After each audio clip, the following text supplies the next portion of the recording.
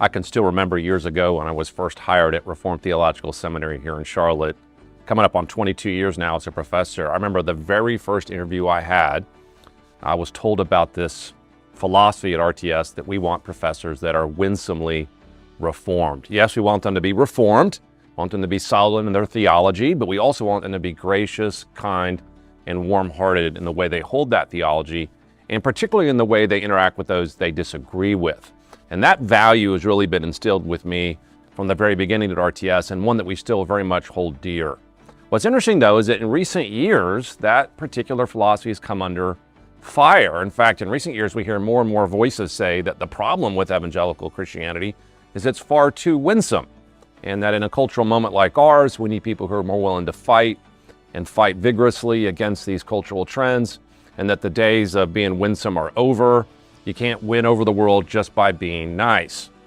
Now, I hear that, and I appreciate some of those concerns, but I think that really misses the mark on what we mean by winsomely reformed. We need to be winsomely reformed for many reasons, aside from the cultural moment we're in. It doesn't matter whether it's 2023 or 1823, because the most important thing to recognize in this conversation is that God cares about our character and cares about how we behave, regardless of whether we're in a country that's hostile to us or friendly to us. When we talk about being winsomely reformed, what we really mean is that we embody those values in the Bible that talk about compassion and graciousness, kindness, and humility.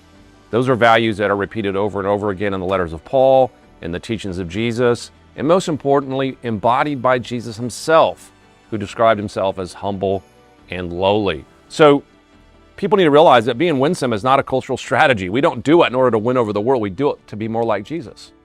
But here's the other thing to realize about being winsomely reformed, is it does affect the way our message is received. And this is where we need to be very clear. It's very true that no matter how kind we are, there'll always be a portion of the world that will despise Christians and hate Christians. And we can't just simply be nice and win the world over. That's exactly true. At the same time, it's also true, though, that the behavior of Christians does affect the message and how that message is received. If Christians are living overtly sinful lives, would that not hamper the message and the way it's received? Of course it would. So our character of being gracious, kind, and warm actually can influence the way the message is received in our world. Not all will receive it, but some will. And the kindness of Christians as they hold their views can be a key part of that. Just like God himself, in one sense, draws us to repentance through his kindness. So we as Christians, our graciousness and kindness can really be a key part of how we reach our world today.